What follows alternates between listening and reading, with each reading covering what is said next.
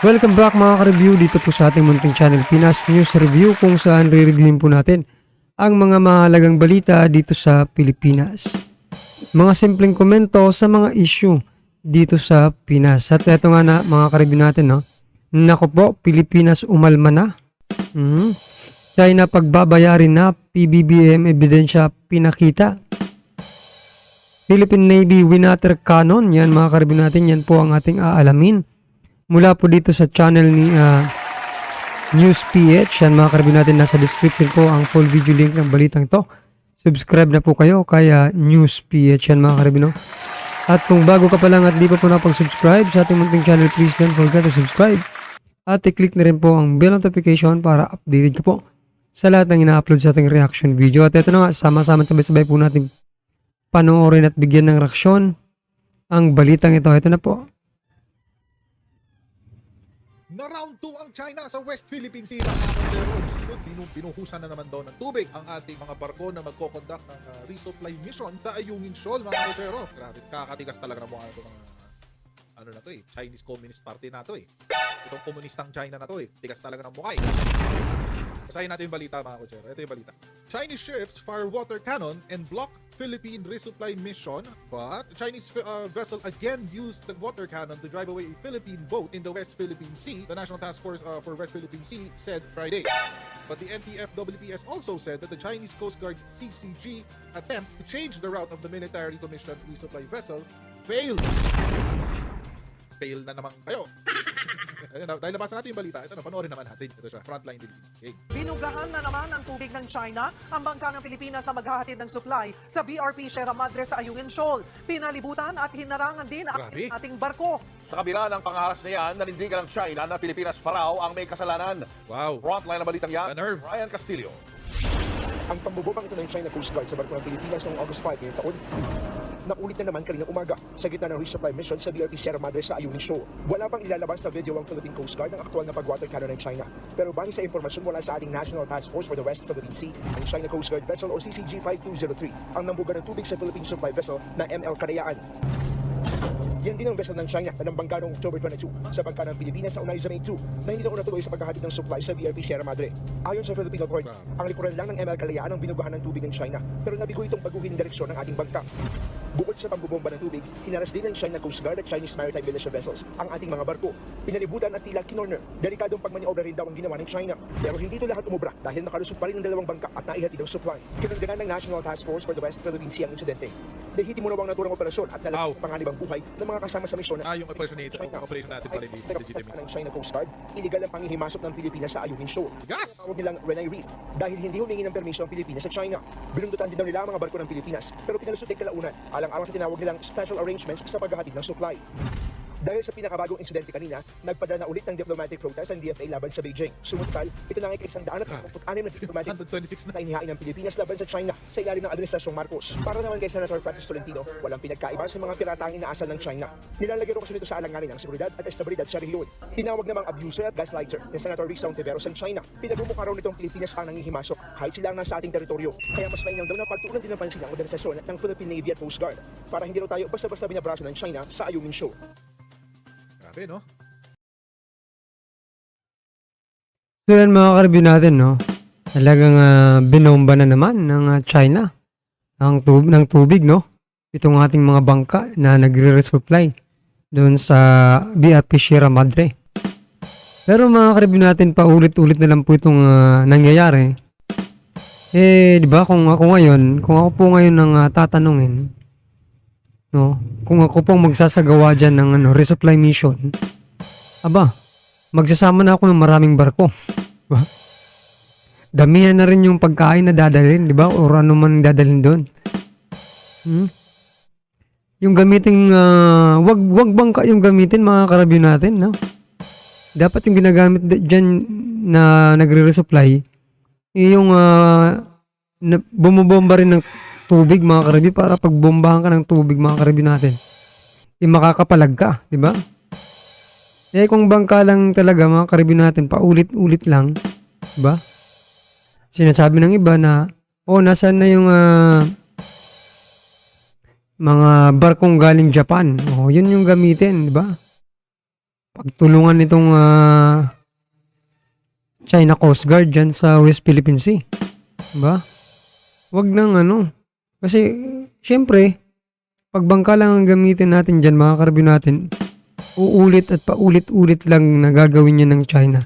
Kasi alam nilang hindi papalagyan eh.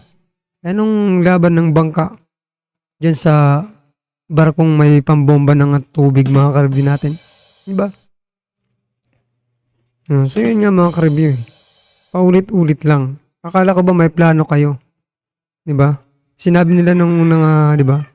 Hindi nga lang pwede sabihin sa publiko, pero may plano raw ang Coast Guard, Navy at Task Force West Philippine Sea. Nasaan na yung plano nyo? Yan ba yung plano ninyo na paulit-ulit na lang?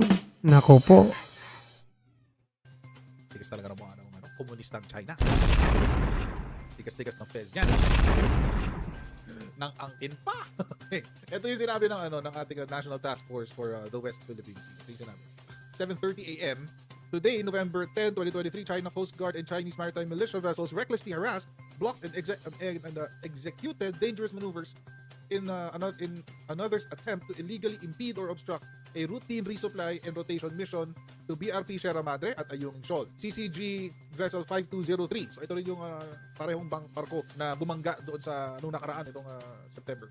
Deployed a water cannon against Philippine supply vessel ML Kalayaan in an illegal though unsuccessful attempt to force the latter to alter course. Supply boats Unaiza May 1 and ML Kalayaan were also subject to extremely reckless and dangerous harassment at close proximity by CCG rigid-hulled inflatable boats. Ito yung maritime militia. Yung kunyari mga mangingisda pero sa totoo buhay hindi.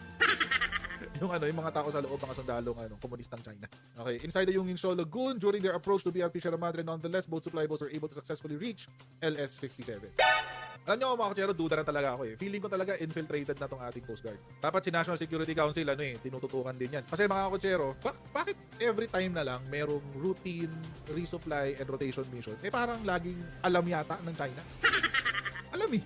Dapat hindi eh. Pero alam nila. Kaya sila nabablock, kaya naharas, etc. etc. So, I think, mukhang kailangan may mag-imbestiga dito sa ating Coast Guard. Baka meron na kayong mga traitor dyan sa loob. Baka meron na kayong mga sleeper cells sa loob ng ating Philippine Coast Guard. Baka improve tayo ng kapasidad ng ating Coast Guard at ang ating Navy. Pero yung mga tao pala sa loob mga pro-China. Posible yan, no, mga karib. Posible po yan na infiltrated na po yung Philippine Coast Guard, mga karib natin. Kasi, biruin mo, magpapadala sila ng resupply boat lang, mga karibyo, di ba? Di ba? Kung talagang seryoso kayo, di ba? Damihan nyo. Yung malalaking barko ang gamitin ninyo sa pag-resupply. Kasi alam nyo naman na, di ba? Ilang beses nang nangyayari to. Alam nyo nang hinaharang kayo dyan. Ganun pa rin ang gagawin nyo, di ba? Posible po yung sinasabi ni Coach Jarrett, di ba? Pinaglalaban yung interest ng China.